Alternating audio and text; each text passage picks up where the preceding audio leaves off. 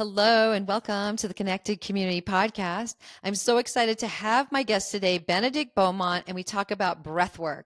Benedict takes us through 3 breathwork journeys. So if you're at home, get cozy on the couch, lay on the bed, sit on the floor, see if you can drop in and experience a few of these breathwork practices that he gives us today. Benedict is doing this. This is his life passion, his life's work. He teaches and trains other facilitators. He has a 400-hour facilitator training, a 50-hour one, and has massive amounts of free tools and things online that you can access. So I hope you'll enjoy this podcast. It's filled with juicy information. He is absolutely an expert on this topic, and I'm so excited to have him here.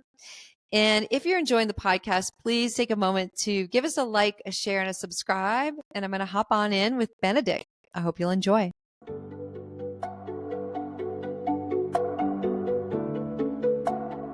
Hello, and welcome to the Connected Community Podcast, a place to explore possibility through mindfulness, movement, and self-discovery. Our intention is to deliver insight and inspiration while fostering conversations that are genuine, unfiltered, and deeply human. We hope you will enjoy today's episode.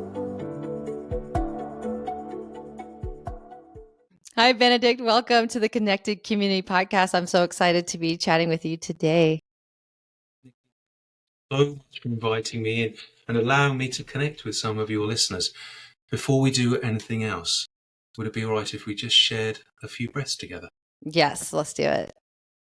And if you're listening to us at home, please join with us. Unless you're driving, of course, or juggling with knives or swallowing fire or something, all we're going to do is just simply take a few breaths together to connect to our own breath, to come into presence with each other. Let's begin.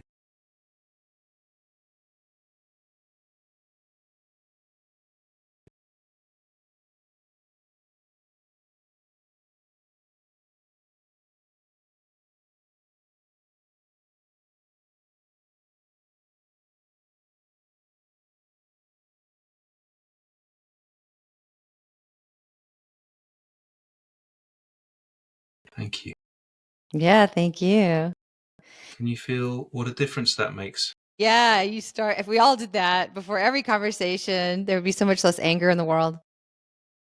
Well, you know what, Nicky, I have, over the last 10 years, I've learned hundreds and hundreds of different breathwork techniques that can support people in so many different ways. But if there is one practice that has been a game changer, it is stopping, pausing, and taking a breath before any kind of interaction that I have with someone, whether that's with, my most intimate connections with my wife or my parents or my children, just that moment to stop and not react to when, I don't know, a toy is being thrown at you, or my dad says something that is triggering, or I'm about to have what could potentially turn into an argument with my wife. But that moment just clears the air and enables us to connect onto a deeper level. But it works also. I mean, I use it with my accountant who's not into wellness, not into, well-being at all. I've used it with people in the supermarket or on the bus. I don't always have that, should we share a breath together? Sometimes it is just me taking it by myself. But that, more than anything else, has revolutionized my life. Wouldn't it be cool if they taught children that starting in kindergarten and they just made that part of the curriculum for children and that was just the way we existed in this world? Well, that is my mission. And we've got to teach the adults first so they can teach it to the children. And we're on a mission to do that, Nicky. Or I'm Yeah. on my personal mission to do that as much as possible in the world. Yeah. Yeah. So obviously today we're going to be chatting about breath work. And so I'm curious because I know that you were a teacher and you were frustrated with your work and you took off and you did a workshop in Bali and then they did the breath work. And obviously it was profound enough that you went back, quit your job and changed your career and you're on this path now. And so what was it about that particular workshop or that particular experience that made you realize that this was your life's work? Well, that's a great question. I don't know about you, Nicky, but for me, it has always felt like that there's something inside wanting to come out. Something that was calling me, a voice and an invitation, but I didn't know what it was like. And I'm sure, like you and like many of your listeners, I've tried so many different things throughout my lifetime to try and get that feeling of being filled, to have that feeling that I'm doing what I'm supposed to be doing, teaching and serving others in, some of the lowest aspirational schools, to be of service, was some steps along that path. Training in Buddhism and studying Dharma was also gave me some clues. This felt really good, but it wasn't enough. All of the self-help books and the self-development books and the therapy that I went to and the yoga that I did, they were all kind of clues, but nothing felt really right. And quitting my job and, selling everything that I had and going off adventuring into the world also wasn't enough. But it left space for me to discover what was calling to me. And you're right. I was invited to this workshop in Bali just socially because I met someone who said they were a breathwork facilitator.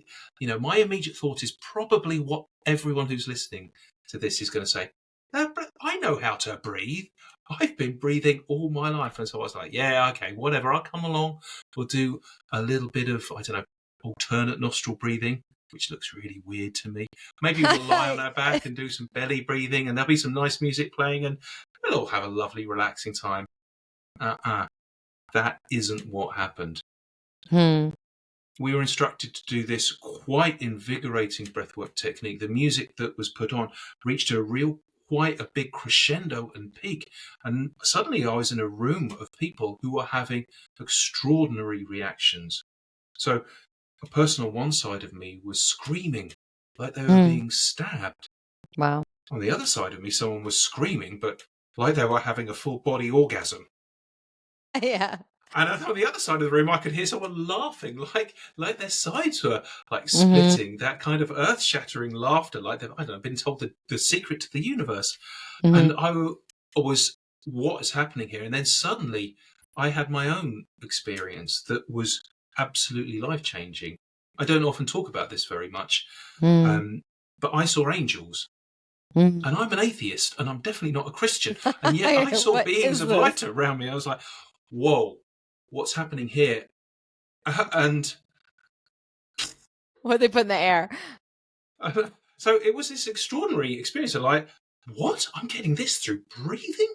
Mm. And at the end of the session, when we all sat in a circle and we all shared some of our experiences, although everyone had had a radically different experience, everyone got what they needed. And it was just like, at that moment, I felt, wow, this is what I've been looking for all of my life. This is what the answer is. Because it didn't replace anything that I'd learned already. It didn't say that meditation was wrong. It didn't say that yoga was an incorrect path. I didn't have to dress up in funny robes or have a funny diet or learn to chant in a foreign language. No, this was breathing. It didn't kind of rubbish all the self-help or development books that I'd done. Everything worked together in this amazing somatic practice that didn't have any belief systems, that didn't have to mean you had to do this and that. And there wasn't like a big guru you had to follow. It was easy and simple and as powerful as just taking a breath. And I was like, oh my goodness, this is everything that I've been looking for. Everything that integrates and elevates everything that I've learned already. And I knew without any question, this was what my life was going to be in that moment. And this was well before breathwork became popular and, everyone's heard of it. It was at that moment I was just like, it was like a download. It was like a vision. This is what I've been looking for. And this is my path forward. Simple as that, really. I'm actually curious, because that was such a profound experience. Did you find that experiences of breath work following that you were trying to like recapture that initial experience that was so profound? Because I'm guessing that people do that. They do. And it's a well-known phenomenon. People come in and chase highs, or that big cathartic release, which often happens, which is an amazing experience when people are able to let go of trauma that's stuck inside of their body, patterns of behavior, characteristics that have perhaps weighed them down all their lives, or even energy that isn't theirs, that has been, generationally passed to them. When suddenly people become free of that, it's an incredible feeling. And so, of course, like any powerful experience that is, liberating or beneficial, people can get a taste for it and start wanting more and more of it. I want to say breathing is addictive, because it kind of is. But what happens for those people who truly commit to their breath, those big cathartic releases, those huge experiences start to level out. Not every breathwork that you do is about smashing down the walls or about building something beautiful up. Our breath is as creative and as different and as unique as anything else. Every breath is different. And for me and for many other breath workers, what happens is if you have a regular daily practice or a weekly practice where you really commit to your breath, those peaks start to level out. But something really interesting happens, and something even more powerful. Instead of those just like peak moments, actually every single moment that you have, every breath that you take becomes really a conversation with the divine. Your ability to get to those spaces, which could have only, I don't know, you might have only been able to get to with like loud drums banging or pounding music and these deep breaths. Actually, that feeling, that connection is available in every single breath. And when you experience that, when you realize that, it changes everything. Yeah. Yeah. Wow. So, what is your daily practice, or do you take the ordinary and make it extraordinary? My daily practice has changed over a while, and I'm really careful about a daily practice becoming a crutch for people, where if you don't do your 5 minutes or 10 minutes or 20 minutes of practice, you suddenly start to get out of kilter. So whilst I was in training and for the first few years, I had a very strong practice, but now it is different. My relationship with my breath is much more, not just when I'm doing breath work, but how I show up in every single minute. There are exercises that I do every single day. For instance, a lung stretch. A what? Well, actually, should we do a lung stretch? Because Yeah. I'd love to just, instead of just talking about breath work, Yep. which I know I try and do as passionately as possible because I am passionately in love with breathwork. I Yeah. think for people to experience it rather than just hear about it. So we'll try and demonstrate a couple of techniques during our time together, if that's okay. Yes. Lung stretch. All right. This is probably my one day, everyday technique, and it's amazing for your physical health and well-being. This is a breathwork that supports how we are, physically feeling each day. It is going to help tone our lung tissue inside. It's really simple. Give yourself a bit of a shake. And only do this, please, if you're listening along with us, if you're seated or lying down. There is a slight breath hold in it, which might cause a little bit of dizziness, and I don't want anyone to fall over, okay? So just do this with us if you're sitting down. What I want you to do is to breathe gently through your nose until you feel full, and then pause. That's it. Now pause. Now, what is going to happen now is your lungs are going to relax and open up a bit more, and you'll find you can inhale a bit more. Hold again. Don't breathe out. And again, you'll find your lungs can relax a bit more, and in again. Exhale fully. It's my face red. That third one's hard. But yes. Well, what we'll Yes. do eventually when you build up to this, you start taking sips and sips of air. And what that does, that increases the capacity of your lungs, your normal tidal volume of what you inhale and exhale. But more importantly, increases the elasticity of your lungs and the overall health of your lung tissue. It just really tones it up. So that one, really great to do in the morning when you first wake up. So inhaling full, pausing, inhaling a bit more, inhaling a bit more. See if you can get another bit in. Exhale fully. Now, great to do in the morning when you first wake up, but also great to do before you do any exercise, especially cardio exercise, because it really prepares your lungs for all the extra breathing that you're going to do. So that is one piece of advice that everyone can do, that everyone will recognize, that will help you breathe better. And I promise you, if your breathing becomes more efficient, more optimal, more beneficial, every other aspect of your health will increase, because breathing is fundamental to everything. Why is it good to do in the morning to set you up for the day? To set you up for the day. But if you imagine when you are lying down to sleep at night, I mean, presuming that you're lying down to sleep and you're Right, not right, right. hanging upside down like a bat or something, your lungs can get very filled with fluid. That's why a lot of people cough in the morning as well. Your lungs, as well as just the action of breathing, moving around, being active, really affects and supports how you breathe. When you're in a still position, your breathing isn't so efficient. Also, I have to say this, many people breathe through their mouth, especially at night, which definitely is not an optimal way to do it. Everyone knows this instinctually. It will Yes. help. It's not very good for your snoring, for instance. Mm-hmm. For people who snore, or people who have sleep apnea, where they Yeah. kind of will keep waking up, one of the best hacks that you can do is to tape your mouth at night. It's a Mm-hmm. bit uncomfortable at first, it's a bit weird, but that is another easy technique that will revolutionize your physical health. Yeah. Yeah. I've done that before and I was shocked to find it still taped in the morning, but I think maybe it's good to do it every year just to check to see if we slipped. Yeah, my own experience is that I, I needed to do it for about 2 or 3 weeks, Mm-hmm. and then my mouth would automatically stay shut. I didn't need to tape every night after that. But if after about 3 or 4 months, I'd wake up with a much drier mouth, a drier throat, and my sleep would deteriorate. The quality of my sleep would deteriorate, and I found, I know what's Mm-hmm. happening here. My mouth is opening at night, so I'd tape again for a few weeks, and then my sleep cycles would go back to Mm-hmm. um, their previous restful state. Can you talk about why that isn't optimal to mouth breathe or to Oh my sleep good! with our mouth open? I can talk all day about this. Your mouth is for talking and eating. But but it can also be like an emergency backup for breathing in case your nose is blocked.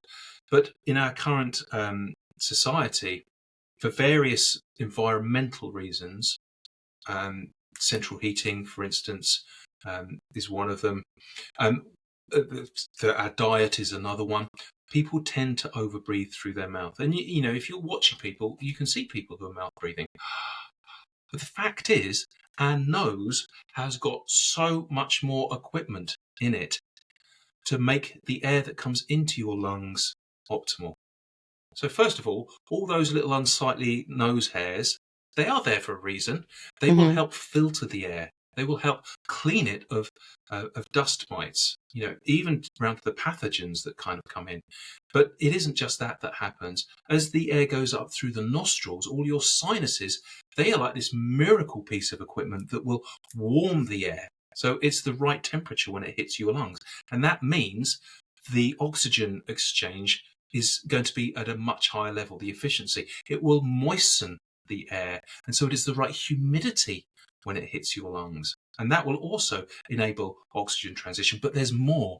There's a magical gas called nitric oxide, which happens when you nose breathe, and that will help sterilize the air.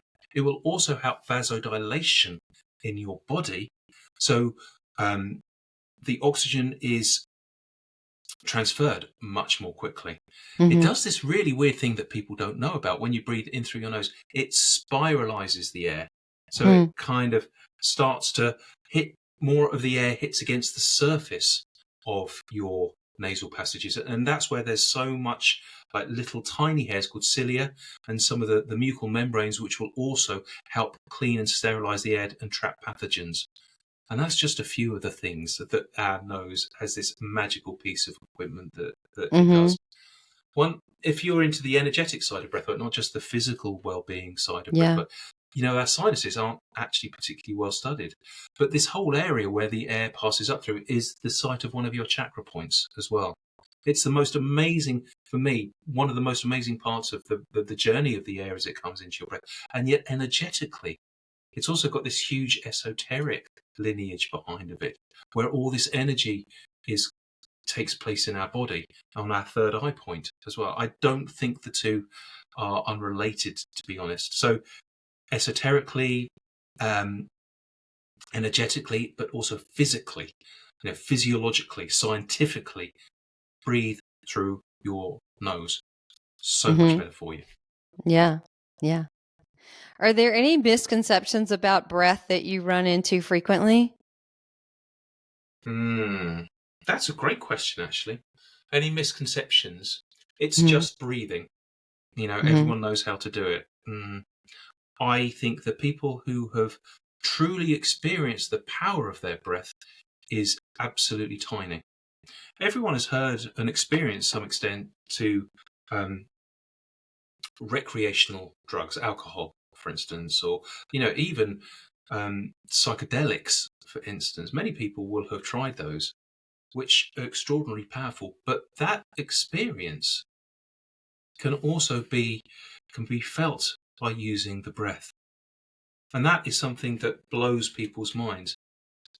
The ability for our breath as a doorway, as a key, as an access point to so much power and potential within us. People have no idea about that. You know what, Nicky? How about we actually, rather than me just talking about Yeah, this, I was just going to this ask might be a you. good point Yep. to actually give a demonstration of this. I was just going to ask you that. Yep. Let's do All it. right, let's do it. Now, again, if you're listening to this, please only do this exercise with us right now if you are in a supported position, either seated or lying down.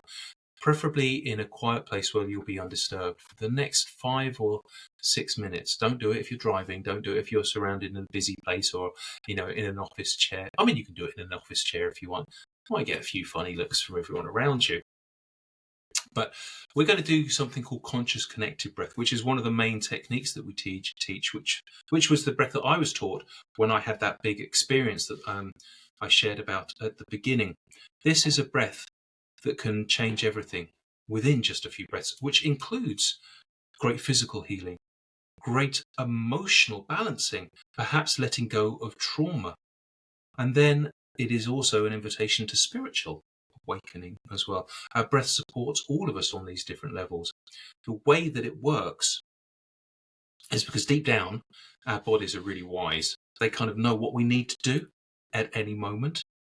But most of the time, we don't live in our bodies, we get stuck in our heads.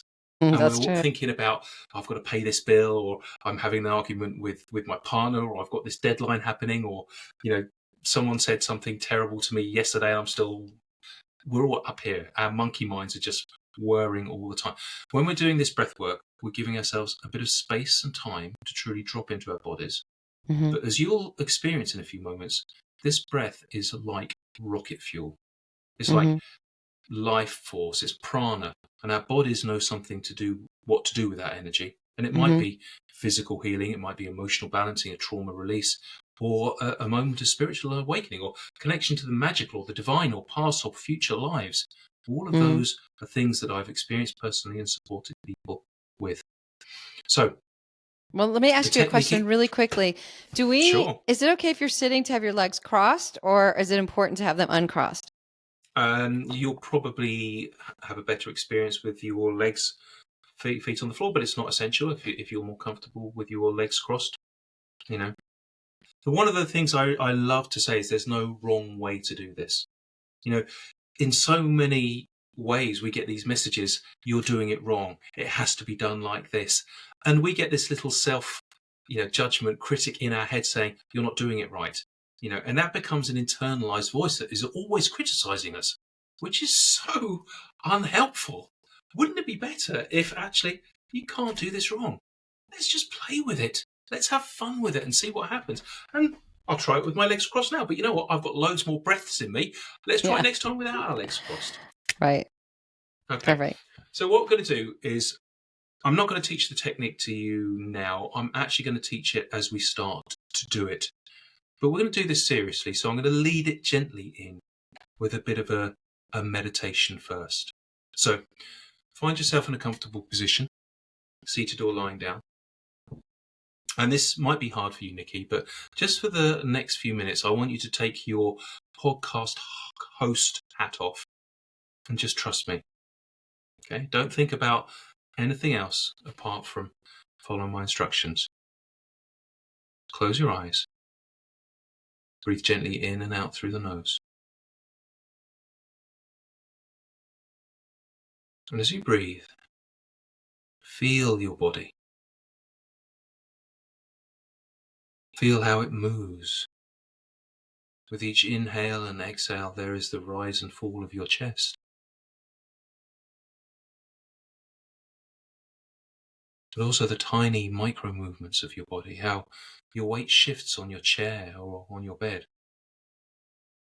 Feel the clothes move slightly. And perhaps you can feel the air against your skin.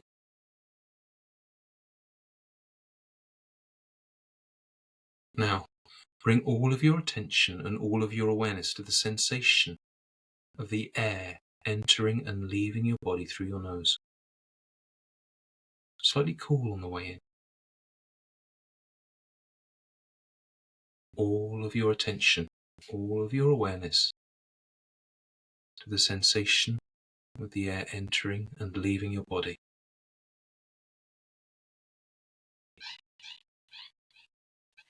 Now, on an inhale, I want you to follow your breath inside.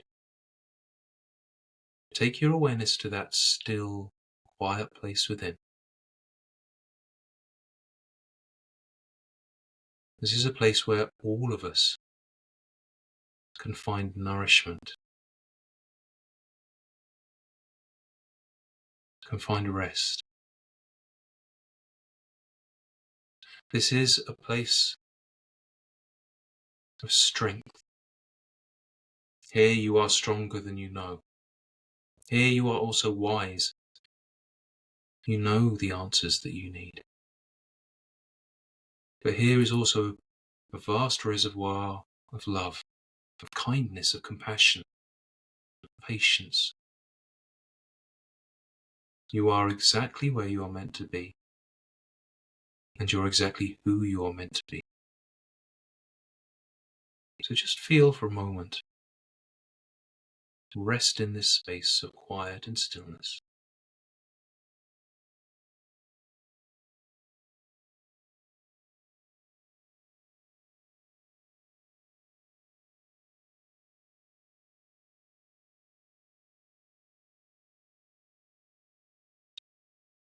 Now in a moment I'm going to ask you some questions, and I want you to listen to the answers that arise in you. I want you to feel the answers rather than just think of them.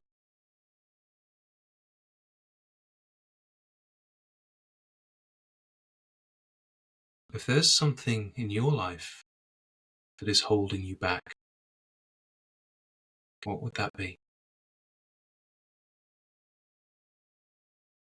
If there's something that needs to change,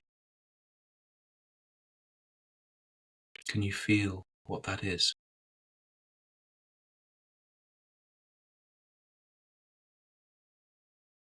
If there's something in you that wishes to be made whole,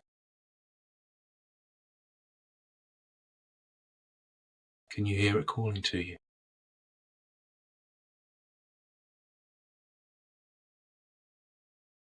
So just feel into those questions.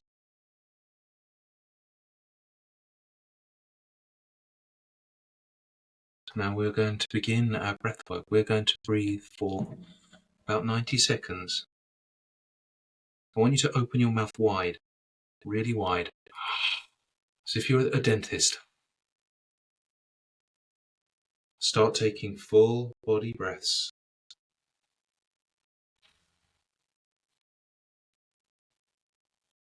With no pauses at the top and no pauses at the bottom.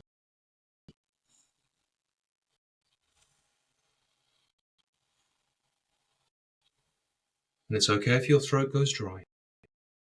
The throat will self-lubricate. Breathe fuller, breathe deeper.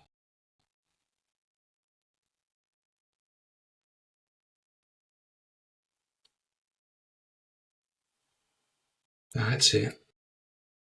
Just a minute to go, 60 seconds. You wish to go deeper, connect more, feel more, breathe faster.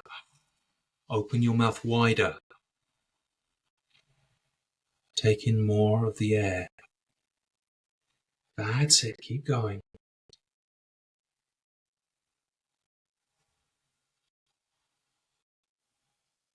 That's it, just 30 seconds to go. Keep breathing. You can do this. You are stronger than you know. There is something there for you in your breath.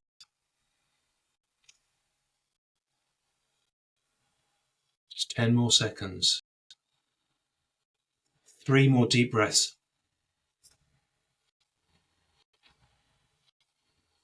And 1 more.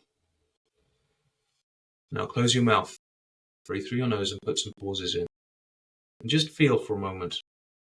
You will now feel the effects of this breath. You'll feel lightheaded. You'll feel temperature changes.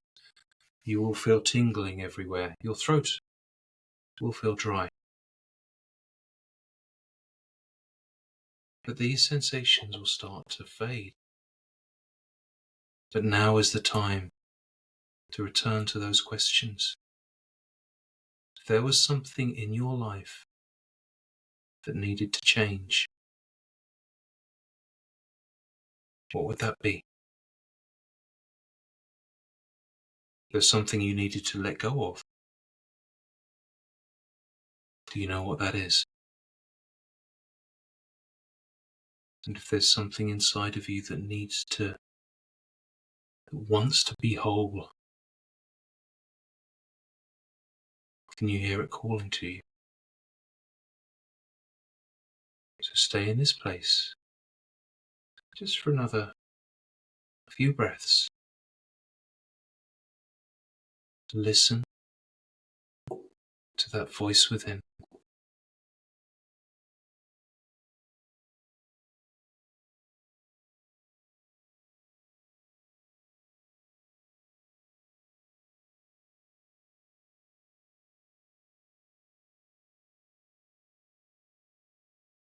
Now let's begin our journey back.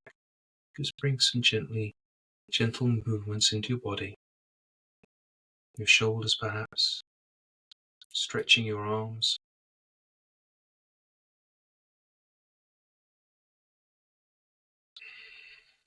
Now I'm going to invite you to just gently tap on your chest. And then bring your fingers up to tap on your shoulders, up the back of your neck, to the top of your head,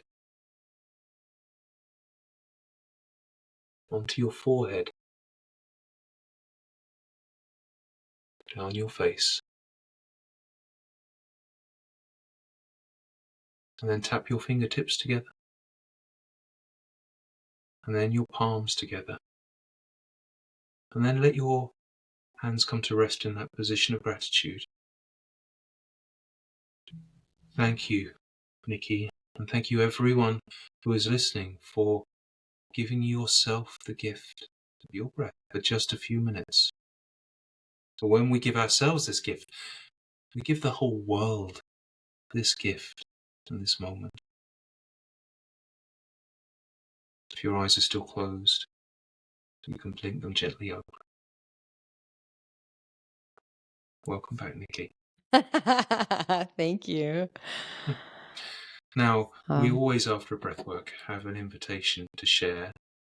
And there is that invitation for you to share anything that came up for you to a level that you feel comfortable talking about. It may be just be to share the physical experience of what that breathwork was like. But it might be something deeper.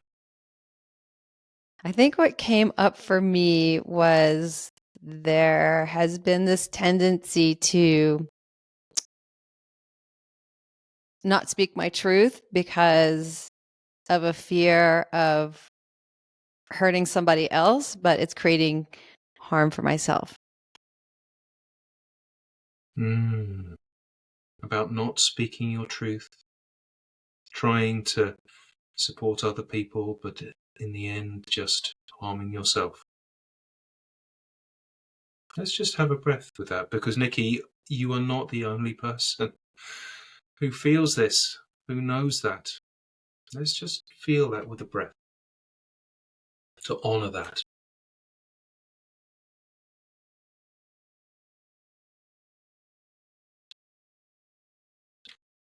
I don't know if you know Marianne Williamson and her famous quote, "It doesn't serve anyone to keep themselves small to help others feel less uncomfortable."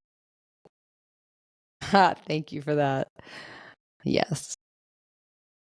Thank you, Nicky. And thank you. Well Yes. done for breathing so fully there. You did really well. It was how long was that? It wasn't that long, but it was how long was that? Well, we breathed for 90 seconds. The breath part was only 90 seconds. But when we do a full session of this, we'll do it for 30 minutes, sometimes 60 minutes of full. And like whatever you felt in that 90 seconds, Yeah. imagine what might happen breathing like that for Mm-hmm. 30 minutes or 60 minutes. There are some practices that will do it for 3 hours. Mm-hmm. And what happens then is quite incredible. Yeah. So when I met you, I talked about how the reason I got so excited about bringing you on was that I went to a it's called a sober event, California Sober, and there was a room of maybe I want to say 100 people, and this guy led the sound bath that was phenomenal. It was jaw-dropping, amazing for 30 minutes, and then he did 30 minutes of conscious circular breath. And to be in a room with 100 people all doing that was extremely powerful.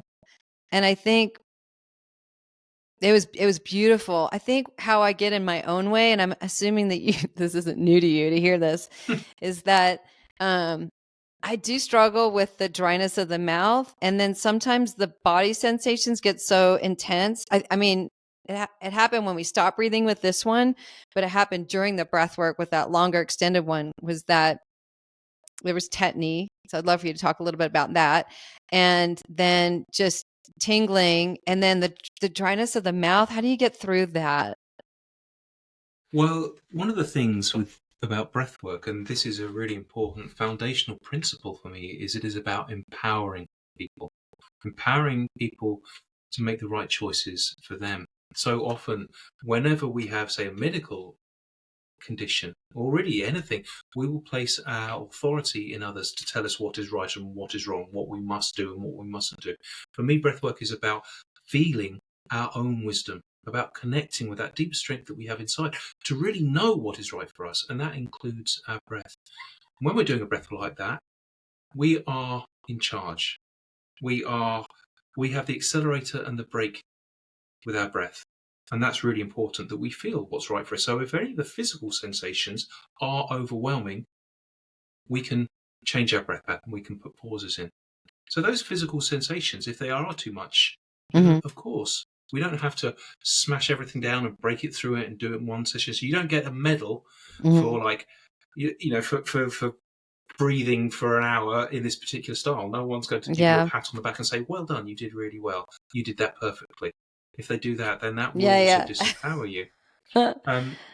Yeah. So some of the things that you experience, your throat, for instance, now that is quite uncomfortable at first, but if you allow your body to fall into a rhythm, your throat will self-lubricate.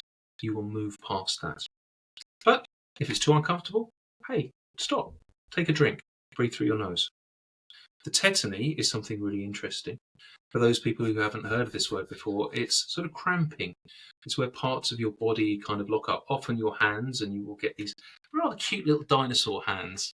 But it might be in other parts of your body as well, for instance, your jaw or your chest. And it can feel really intense, like cramping. Now, believe it or not, some people love that sensation. Love Really? that physical sensation of being locked in their body. Huh. Physiologically, I'll talk a bit about that, what is happening in your body. When you breathe like that through a wide open mouth, you are changing the levels of carbon dioxide and oxygen in your body. You're actually blowing off a lot of carbon dioxide, extra carbon dioxide. And I don't know if you've heard of acid. Well, you probably remember acid rain, which is carbonic acid. Yeah. When you are blowing off that amount of carbon dioxide, there is less carbon dioxide in your blood. So your blood actually becomes less acidic.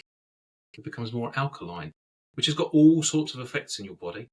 But if it becomes too alkaline, something called alkalosis sets in.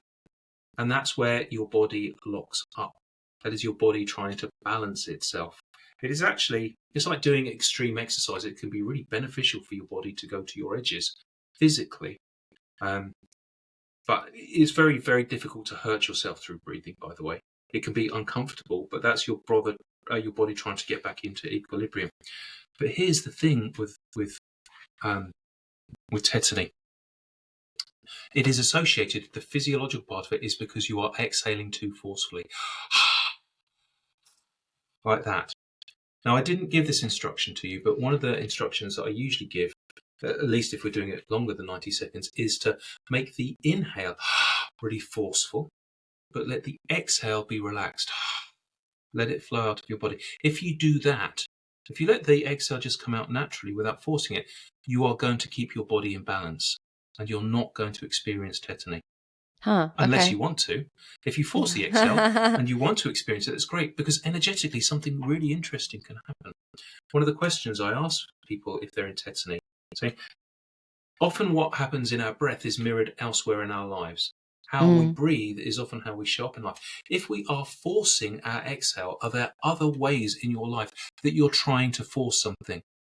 If you're getting locked up in your body, is there something else in your life that is really rigid, that is really inflexible? And what would happen if you could relax your breath, if you could relax your body? Are there other places in your life that you could maybe let go, that you could relax a little bit and let things flow? Yeah. So it's a really great, any physical sensation you have is such a good inquiry point into what is happening energetically else in your life. You know, if you've studied Peter Levine or Bessel van der Kolk or Gabor Mate, the trauma experts, they talk about our body being a library and being really wise, and all these experiences, physical sensations, are sending messages to us. If we can just stop and listen, what is happening in our body, we can work out what is happening in other parts of our life as well. And our bodies don't lie. They really do not lie. If something needs to change in our life, we'll start getting signals about it. It might be at first that sensation that something isn't right, that gut intuition. And if we continue to ignore that, say, for instance, we're at work in a really stressful job, well, what's going to happen? We're going to get more and more stress. Physically, things will start to happen to us. We might get stress headaches. We may get back injuries.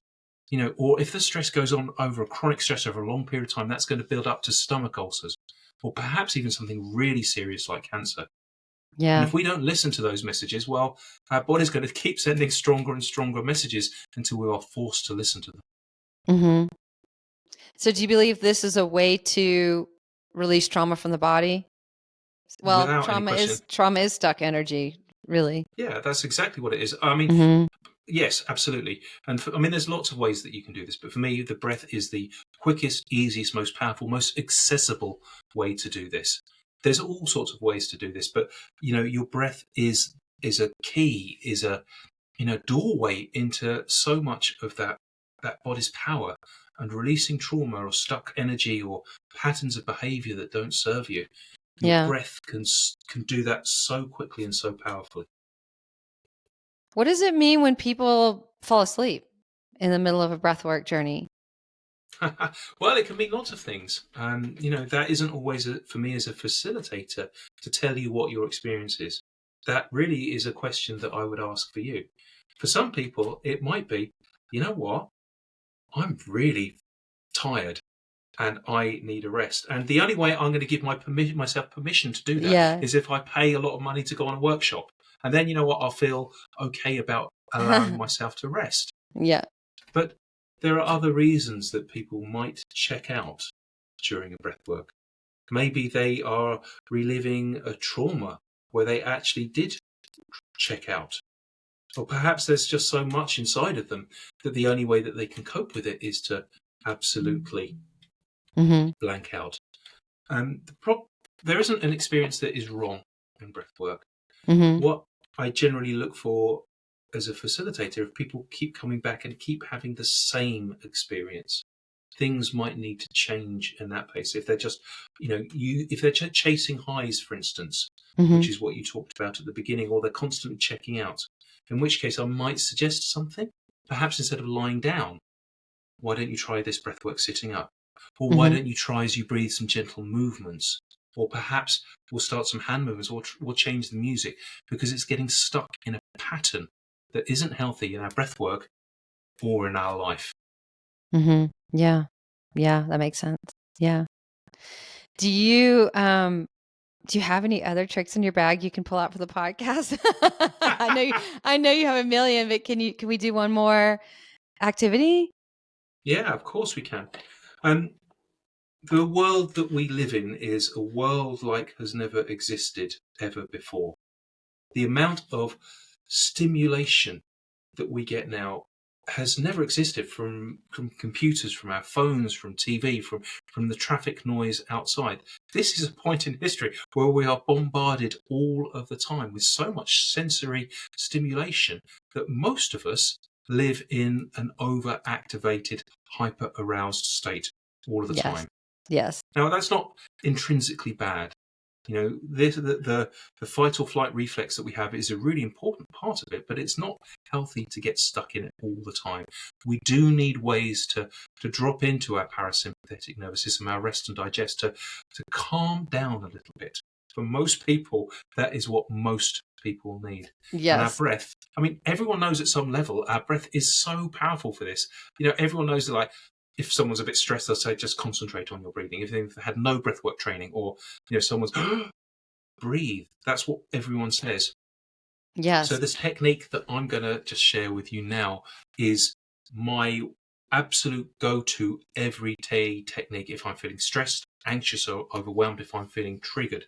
This is my way to physiologically bring balance to myself, to mentally bring some clarity, to emotionally to level me out.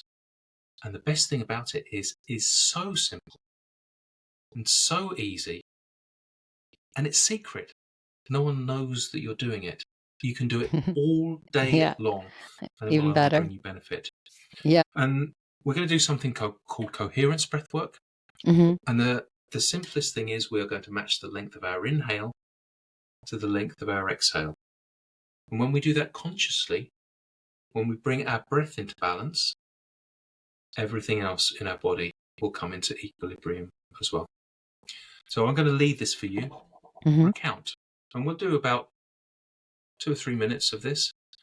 But this is a practice you can just do by yourself. You don't need someone to lead it. You can just count it yourself. You can do it by touching on your hands. You can have a little bell, on Spotify that will help you match the length of your inhale.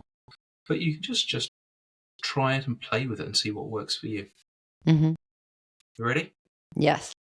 All right, give yourself a shake. We're going to breathe through our nose, because that's the best way to breathe. We'll take one big inhale, one big exhale. Let's begin. Inhale, 2, 3, 4. Exhale, 2, 3, 4. Inhale, 2, 3, 4. Exhale, 2, 3, 4. Inhale. Exhale. Inhale. Exhale. Inhale.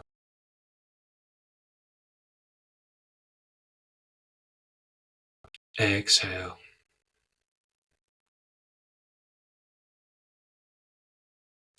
Inhale.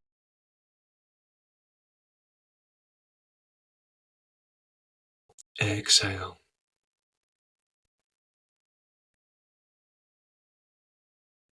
Inhale.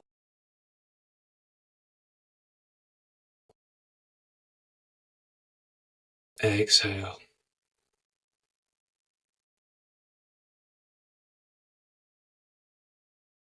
Inhale.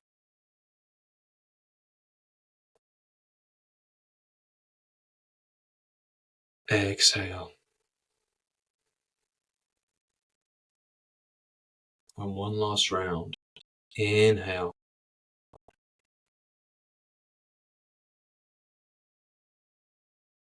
Exhale.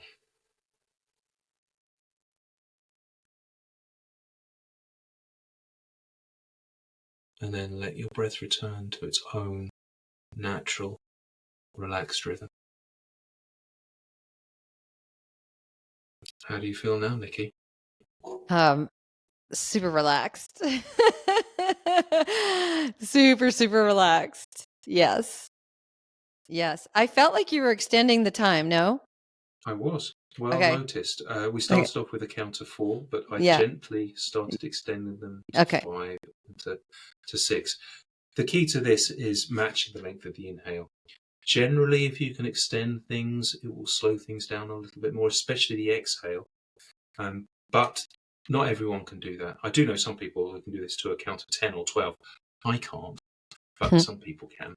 Yeah. But as long as the inhale and the exhale are matched is important. And I thought I'd just extend it a little bit to bring a little bit more power to that experience. Yeah. That was great. Yeah, that was great. I love that.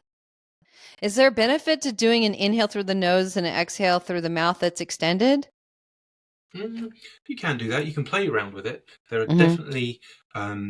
definitely a different experience. So generally with the exhaling and inhaling through the nose, it is more controlled. It's more conscious. Sometimes when you exhale through the mouth, it can be more emotionally releasing. So especially if there's something that's bugging you, something that's bothering you, something that you're like, I'm going to breathe this one out. That's a good time to breathe out through the mouth. Okay. Generally, better to exhale through the nose because it is a bit more controlled. But for that momentary bits, yeah, try breathing out through your mouth. There's no right there. It is an invitation to play, to explore, to work out what is right for you, to what feels good for you. I have one more question. As a yoga teacher, because I'm a yoga teacher, it's interesting, learned that people were reverse breathing. And I'm wondering if you run into that a lot. So when I was taught, when we inhale, our belly extends out. And when we exhale, our belly pulls into the spine.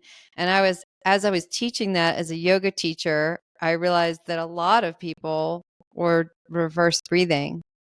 And I was too. When I did my yoga teacher training a million years ago, I was pretty shocked to find out that I was doing it the opposite way. And so, do you have anything to say about that? It is not uncommon actually. Mhm. Um, our culture's so obsessed with bellies and keeping them nice and flat. Yeah, yeah. I've got to say, many yogas are like this as well. Not the really good ones, but the ones who want to be dressed in lycra on the front of magazines. There's a Mhm. lot of people who come into yoga for that. But with that, there comes a real, an unconscious desire to kind of hold yourself in. I mean, this Mm. is also like, this is the soft part of our body, and all mammals or all living beings, they are very protective of the front of their bodies. So I think for many people it might stem from that. Reverse breathing, if you're not doing it, it's really hard to do. It's like tapping your head and rubbing on your belly at the same Yeah. time. Yeah. But it isn't optimal to do that. Yeah. It is much better to expand your belly because that helps your diaphragm, gives more space for your diaphragm. People who reverse breathe often don't breathe fully as well. You can't breathe Mhm. as deeply or as fully if you're reverse breathing. Yeah. So it's not a bad exercise to practice. But if you're doing that all the time, there are usual reasons that you might be doing that. For instance, some of the emotional trauma responses or some of the patterns that people have, the Mhm. stories that they're carrying around about how they look, for instance, might be causes of that. Um, and anything that you can do to support people in that, Yeah. especially opening up the fronts of their bodies and Mhm. allowing that to relax, allowing the bellies to relax Yeah. rather than like Right. holding it in.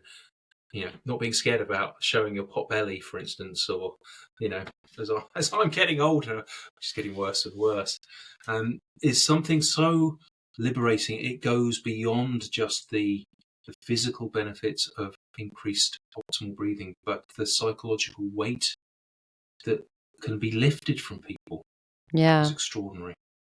Yeah. Amazing. Yeah. Well, thank you, thank you, thank you. I want you to share how people can reach you and about all your amazing trainings. You have so many options for that. And and how people can reach you and connect with you. Sure. I mean, if you Google my name and breathwork, you're going to find me. I do a lot of it. My school is called Breathing Space, and the website is makesomebreathingspace.com. When I was starting off, of course, Breathing Space was taken. So I was thinking, what can I do? But the idea that we consciously have to make a decision to make some space in our life, some breathing space, is what gave me the idea for that name. So make some breathing space. And there's so much on the website. We really try hard to meet everyone where they are on with their breath, whether you've never taken a conscious breath work before, where you've never met your breath, there's stuff for you. We run 5 free workshops every single week on Zoom, where anyone in the world can join for free and experience a longer version of that powerful conscious connected breath work that we do. We've got free introductory courses that you can take and explore. There is, if you want to go a bit deeper and have live workshops with me, we have a membership where you can join, and I run a workshop once a month, and then another teacher runs extended workshops. But if you really want to go on a journey with your breath, then the invitation is to train and to learn to do what I do. If there's part of you that wants to be of service in the world, that wants to light yourself up and light the way for others, then maybe breathwork is, as it was for me, what the pathway that you've been looking for, in which case, please come and find me. This is my life's purpose, my mission to take breathwork out in the world, and I'm constantly looking for people who can share this journey with me. We've got a 50-hour coaching course that you can take, which is amazing. And then if you really want to go on the deepest journey of your breath, then we have a 400-hour facilitator training. There's so much more. I'm going to give Nicky we've got a couple of courses which people can download and buy on the website. Breathwork for sleep and a breathwork for anxiety. They're normally about, I think about $30, but I'm going to give Nicky codes that anyone who listens to this podcast can get it for free. Yeah, awesome. I'm going to do it. That's all right. And I'm going to share it. Yeah, Amazing. thank you. Thank you so much. I really appreciate the work that you're doing, the mission that you're on, that you found your passion and your joy in this world, and that you're spreading it with everyone. We all appreciate you so much, Benedict. Well, Nicky, I just want to say thank you from the bottom of my heart for inviting me on to be able to share my passion for the breath. And I have to say, you're a really good host. I've done a lot of podcast interviews, and your questions are really on point, but also I have to acknowledge the way that you are able to let go and to truly experience your breath in a session. Not everyone can manage that. So thank you so much, and well done you. Yeah, thank you. Should we close off how we started by sharing a breath together? All right, let's do it.